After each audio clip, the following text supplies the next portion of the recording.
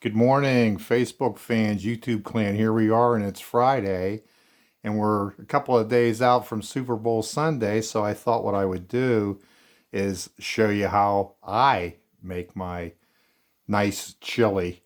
And we got a couple accoutrements again. One of the accoutrements that I throw in my chili is the Gia Russo, which is a gluten-free beef bouillon. I'm going to use some chili powder, and I'm also going to use some ground paprika, and again using some paste chunky salsa. This happens to be the mild. You can tell by the color on the lid, but this is the accoutrement and complement the chili that will give you your mild, medium, or hot, just by varying which type of the chunky salsa that you use in the chili. We've also got 1 can of light red kidney beans.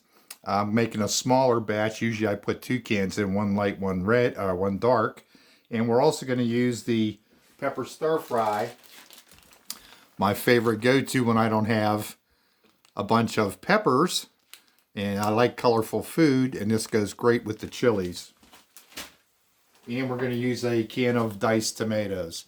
Now, I've already cooked my meat, drained off the grease. It's in my favorite cooking pot. And I'm going to slide the camera over here a little bit. I want to make this a short video. So here we go with that. All right, we're going to take the lid off the pot.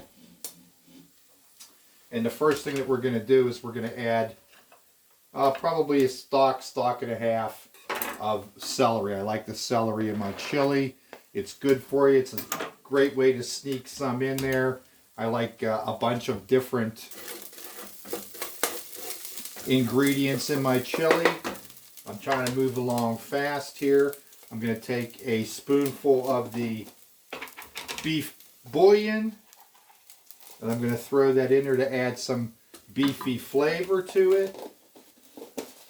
Again, this is all gluten-free. I'm going to add probably a tablespoon of chili powder, probably a half a teaspoon of the paprika,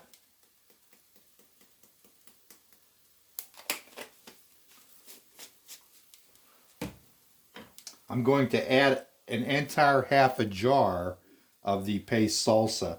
Again, you can vary mild, medium, and hot just by varying which type of the paste salsa you use. It's got green peppers, a lot of seasoning in it. You'll see it as soon as you put it out there. It's nice and thick. I don't want a real runny chili. So we're going to put those in there.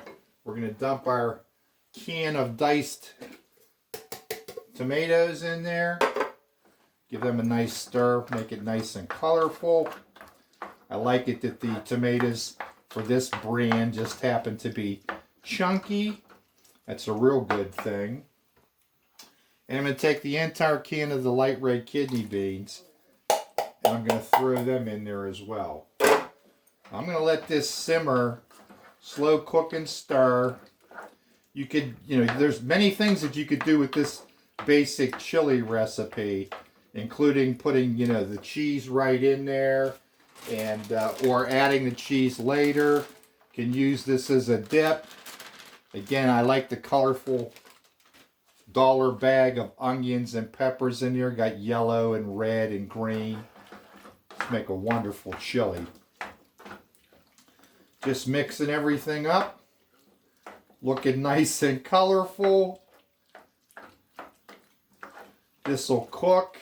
It's not real runny, and I like that. And again, if you use the varying hot or mild or medium, medium works real well. I like a medium, but no one else likes the mediums here in the house, so I'll use the mild in case they want to eat some of my chili. And there you have it. That's as quick as it gets.